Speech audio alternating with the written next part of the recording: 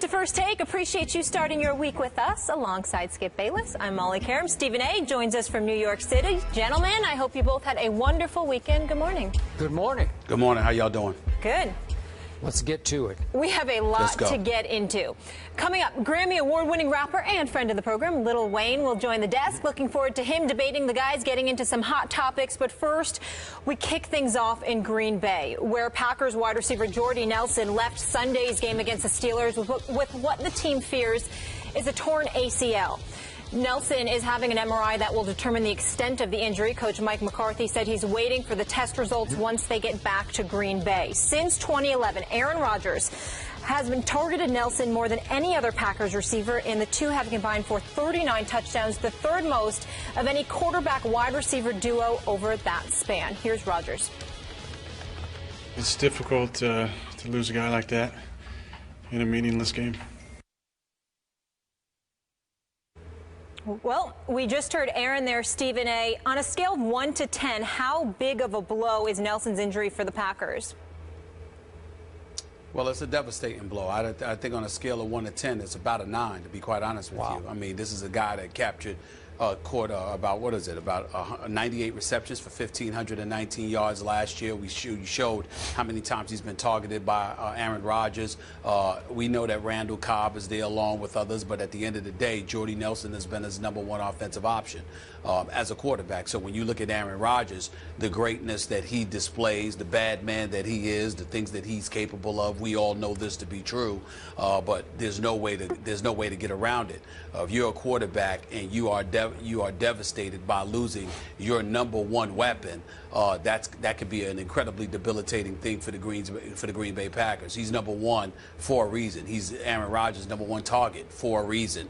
Even though Randall Cobb can admirably fill in to some degree in terms of playing that role, transitioning to #1, it's not going to be the same when he doesn't have Jordy Nelson on the other side as a wide out to feed off of. So I think this is a devastating blow for the Green Bay Packers. I don't think it's enough to limit them from getting to the playoffs, but I do think it's enough to get in the way of their Super Bowl aspirations. Wow. I am shocked you went to 9. I was trying to predict in my head where you might go. I thought you might go 1 because of that bad man that is Aaron Rodgers. I thought maybe you'd just say, hey, it's Aaron Rodgers. He'll make anybody a star. He can make do with Davante Adams, whoever else it is at #1. But I never say that about anybody in football, because the bottom line is that you can only throw it. An individual has to get open. If they can't get open, it doesn't matter. Well, I'm not going to back off what I wrote down on my paper here. I'm going to go to an 8 because I do have two counts of respect for Aaron Rodgers. I do think he'll be pretty great, but maybe not that great without this guy. And my bottom line to this discussion is the Green Bay Packers with Jordy Nelson should have been the favorites to win the NFC, even though I still love my Dallas Cowboys chances. But I would give you they should be the on-paper favorites with Jordy. Without him, they're still going to make the playoffs. But they cannot win the NFC without Jordy Nelson. That's just me. That's my bottom line to this discussion, because Jordy Nelson had a wavelength connection with this quarterback, a trust factor, a rapport that I'm not sure I see anywhere else in the league. I sometimes see it with Romo and Jason Witten, but obviously Jason Witten isn't the game breaker that Jordy Nelson is, because Stephen A., last year, Jordy Nelson was tied for the lead in the NFL with catches over 40-plus yards. He had 7. Those are game-breaking catches, and I can remember a bunch of them that cost me in games I was rooting against Jordy Nelson. You pointed out the 98 catches. That was a career high last year, and he was targeted the 4th most times in the NFL by his quarterback, Aaron Rodgers. So clearly, the trust factor, it's just going to be gone, because, to me, I like Davante Adams. I like his talent. I could even argue he has #1 receiver talent.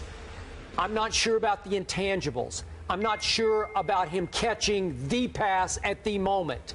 He seems to drop too many balls to me. And yet, last year in the shadows, as the #3, the third wheel receiver, I thought Davante Adams was really good because he could thrive in the shadows. Well, if he's now the #1 receiver, the #1 wideout, because to me, Randall Cobb is a 5'10" slot receiver. That's where he's going to do his most damage. So can Davante Adams carry this team as the #1 receiver? How will he respond to double teams, to pressure, to expectations that he's never felt before as a second-round draft pick just a year ago? Obviously, he was a rookie last year. I don't know, but I don't love it. And I look down the line, that Ty Montgomery they just rave about, and there's one other X factor here, Stephen A., that I'll throw at you. I don't know if you remember Jared Abbrederis when he was at Wisconsin, but I loved him.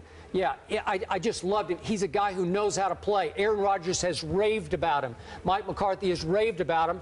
Unfortunately, he tore up his knee early last camp, so he missed all last year. Then he got a concussion, and he's had a history of concussion issues back to his days at Wisconsin, the first camp practice this year, and he's still fighting with that. So I don't know, but because he ran a 4.5 40 at the combine and is a bigger receiver, I think he could not be Jordy Nelson, but help fill that void if he could ever get healthy. But still, is it enough filling of the void to get them over the top in the NFC? I don't think so. I think this is a huge damaging blow to their ultimate goal of getting back to a Super Bowl. Yeah, we agree. No question. I can't argue with anything that you said. Okay, and let me throw this at you. This is a pet peeve of mine, and I used to be the other way around, but I used to wonder how college football can get away with having 0 preseason games. They just throw their players out there cold into game #1, and as we know, some teams, speaking of Wisconsin, is going to play Alabama in the opening game. They have no preseason work at all against anyone other than themselves. I've advocated before maybe college deserves to have one scrimmage against somebody nearby them, maybe even a rival. Just go scrimmage for a day. But in this case, 4 preseason games. Once upon a time it was 6. But I'm just getting sick and tired as a huge NFL fan of seeing this kind of thing happen in the second preseason game. It just makes me sick because it's freakish. I totally know, agree. But it's just too much. It's too many. I totally agree. Yeah. But here's the other thing that I would throw out. Skip, when these teams are scrimmaging one another, usually they put on shoulder pads and a helmet, but they hit high and they don't hit low. Yep. In scrimmages, right? How come that can't be? And the quarterback's off limits, obviously. Yeah. That's right. Ahead. Yeah. How come that can't be the case in preseason? I can tell you why. What's wrong with that? Because you can't sell that to the public. And if you're making your constituency, your season ticket holders, buy 2 home preseason games, think of the added revenue you're getting. And I'm saying, look at the revenue you're losing when you lose a Jordy Nelson or Marquise Pouncey is not as big a deal for Pittsburgh. It's a big deal internally because he's a center, but he's not a big star, obviously, not a ticket seller. Well, I'm not sure that the phrase losing revenue is applicable, because what we've been convinced of is that the NFL is king, and so much so, everyone's a distant second, that it's one of those situations when you look at the NFL, no matter what, it's going to sell. So I don't think the absence of Jordy Nelson or the absence of Pouncey or the absence of somebody else is going to make you lose money, because they have shown that when it comes to the NFL, I mean, preseason games are outrating, some playoff games in other sports, for crying out loud. Sure. So when you look at it from that perspective, I'm not sure if it's applicable that, the notion that they're going to lose revenue.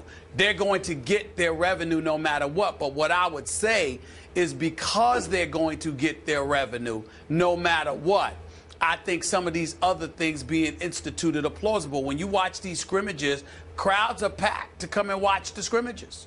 Because it's the NFL. It's not like 80,000 are out there, but I know. But again, I know. You're right. They draw. Yeah. So, and then not only that, the NFL, dare I say, is going to have to stop being a big gluttonous. You make a lot of money. The TV revenue is unquestionable. When you combine that with the fact that, again, you're only costing yourself some fans walking through the turnstiles, because folks are still going to watch these games on television. Sure. Either do away with a couple of preseason games, or just make the decision. And by the way, make the decision that you can't hit low. Now, I know that's counterproductive to what the NFL has been advocating, because their whole thing is to hit you as low as possible so they can stay away from the headshots, so they don't have to concern themselves with the concussion issue. However, my point is that you put on helmet and shoulder pads, and you know what? You force guys to hit from the chin and lower, you know, and above the waist. That's going to obviously, through repetition, induce habits that could ultimately work to the advantage of the NFL, because if you're still enforcing avoiding headshots, but you're encouraging guys through the preseason to hit high from the waist on up to above the shoulders and the neck area, then come during the season, habits are going to take fold, and you may elect to do that more during the season than take out guys' knees too, because that's one of the things we lamented. So I think that you know, it's a dual effect that could end up working to the advantage of the NFL and the viewing public, because the chances of seeing the people that you really want to see play will elevate. Could the NFL put the same product on the field in week 1 with one preseason game? Just one dress rehearsal?